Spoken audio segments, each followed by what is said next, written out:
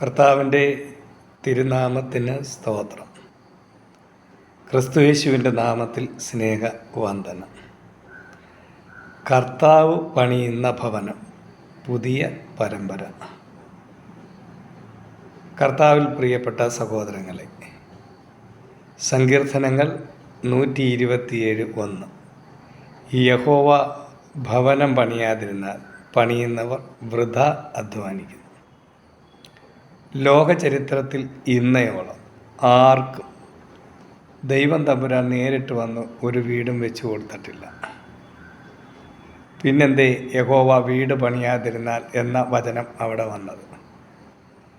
എന്നാൽ വീടില്ലാത്ത, വസ്തുവില്ലാതെ, വീടില്ലാതെ ഭാരപ്പെട്ട എത്രയോ ആയിരങ്ങൾ അവർ അനുഭവ സാക്ഷ്യങ്ങൾ പങ്കുവച്ചിട്ടുണ്ട്. ഞാൻ ദൈവത്തോട് പ്രാർത്ഥിച്ചു, എനിക്ക് പുരയിടവും ഭവനവും ഒക്കെ, അതുപോലെ കുഞ്ഞുങ്ങളുടെ ഭാവി, അങ്ങനെ ഒരുപാട് എണ്ണമറ്റ നന്മകൾ സർവശക്തനായ ദൈവം പല മുഖാന്തരങ്ങളിലൂടെ കൊടുത്തതായ അനുഭവങ്ങൾ. പക്ഷേ ഇവിടെ വീട് പണിയുന്ന കാര്യം പറയുന്നു. എന്താണ് വീട്?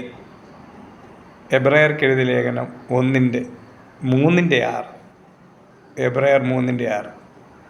നാം തന്നെ അവിടുത്തെ ഭവനമാകും. മനുഷ്യർക്ക് പാർക്കാൻ മനുഷ്യർ നിർമ്മിക്കുന്നതാണ് വിവിധ തരം മെറ്റീരിയൽസ് ഉപയോഗിച്ചുള്ളതായ വീടുകൾ. പക്ഷെ ദൈവത്തിന് വസിക്കേണ്ട വീടാണ് രക്ഷിക്കപ്പെട്ട് സ്നാനപ്പെട്ട് ദൈവകൃപയിലായിരിക്കുന്ന ഓരോ ദൈവ പൈതലും.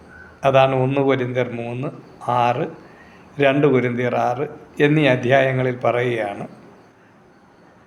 പുസ്തകങ്ങളിലെ അധ്യായങ്ങളിൽ പറയുകയാണ്, നാം ദൈവത്തിൻ്റെ വിശുദ്ധ മന്ദിരം, പരിശുദ്ധാത്മാവിൻ്റെ വിശുദ്ധ മന്ദിരം. കർത്താവ് നമ്മളെ വിലയ്ക്ക് വാങ്ങിയിരിക്കാൻ നാം തന്നെ അവിടുത്തെ വിശുദ്ധ മന്ദിരമാകുന്നു.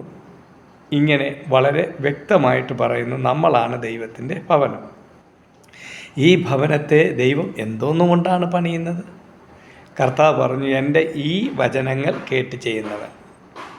കർത്താവിൻ്റെ ഈ വചനം എന്ന് പറഞ്ഞാൽ, ഈ എന്ന് പറയുമ്പോൾ എന്തിനെ ഒന്ന് ചൂണ്ടിക്കാണിക്കുക. അതെ, ഗിരിപ്രഭാഷണങ്ങൾ 5, 6, 7 അധ്യായങ്ങൾ, മത്തായി എഴുതിയ സുവിശേഷം.